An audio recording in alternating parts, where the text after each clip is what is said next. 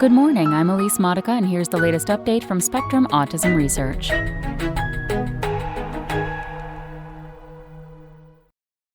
Bumetanide may benefit only a subset of autistic children, by Peter Hess.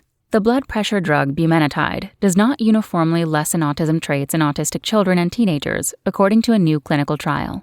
The results are at odds with past research that suggested the drug eases autism traits in children on the spectrum. Still, the new study's data hint that bumetanide may help a subset of autistic people with a subset of autism traits.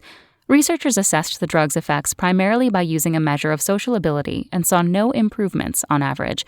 But a secondary analysis suggests that some children who got bumetanide improved in social skills more than those who took a placebo. And on a secondary outcome measure, repetitive behaviors, bumetanide did have a positive effect at the group level. The study paves the way for future work to identify a biomarker that predicts which autistic children would benefit from bumetanide, says lead researcher Hilgo Bruining, associate professor of psychiatry at Amsterdam University Medical Center in the Netherlands. One-size-fits-all treatment for bumetanide is not a very realistic idea, he says. We first need to understand for which subsets of the autism spectrum bumetanide will work. The diuretic drug was initially approved to alleviate fluid retention in people with heart, liver, or kidney disease, and it has been used to treat high blood pressure. Research in rodents suggests that it also affects the function of the chemical messenger gamma-aminobutyric acid, GABA, which dampens brain signals and is thought to be important in autism. Scientists speculate that the drug normalizes levels of chloride ions in the brain. High chloride levels cause GABA to excite brain signals rather than inhibit them. If bumetanide helps bring the level of chloride ions back down, it may restore GABA's inhibitory effects. The new results, though, are quite different from the previous reports that bumetanide has broad positive effects on autism symptoms, says Jeremy Venstre Vanderweel, professor of psychiatry at Columbia University who was not involved in the study. This was a carefully run study with a lot of thought put into the study design. Restoring balance. Bruining's team enrolled 92 autistic children aged 7 to 15 years in the clinical trial. Parents gave their children a syrup solution twice a day for 91 days. 47 children got a solution containing bumetanide, a low dose for the first week and then a higher one, and 45 got a placebo. The trial was a double-blind, meaning neither the researchers nor the participants and their parents knew who took which formula. Because increased urination and low potassium in the blood are known side effects of bumetanide, researchers instructed both groups to drink more water and take potassium supplements. That way, it would not be immediately obvious to participants and their caregivers which children received the drug versus placebo. At the start and end of the trial, the researchers assessed each participant's social communication skills using a standardized parent questionnaire called the Social Responsiveness Scale. The team used other tests to assess restricted and repetitive behaviors and responses to sensory stimuli, which served as secondary outcome measures.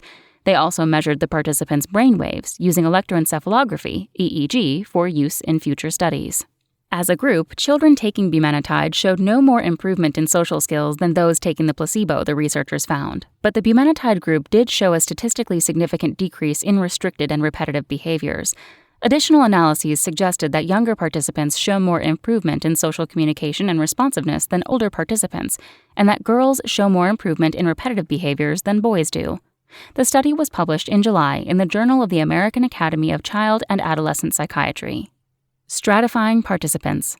The study's design and enrollment criteria make it difficult to draw comparisons with previous work, says Ezekiel Ben-Ari, president and co-founder of French biotech firm Neuroscience, which owns the patent for bumetanide as an autism treatment. Ben-Ari's team reported in 2013 and again in 2017 that bumetanide leads to significant decreases in autism traits. But these studies measured the drug's effects based on a clinician's impressions of autism severity rather than parent ratings. The previous studies also included children with lower cognitive abilities than the new study's participants.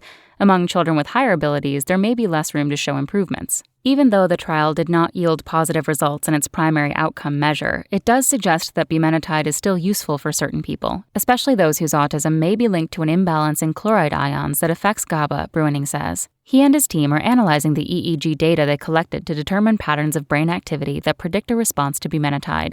One such biomarker, he says, may be the excitation-inhibition ratio in the brain at a network level, as measured by brainwave oscillations.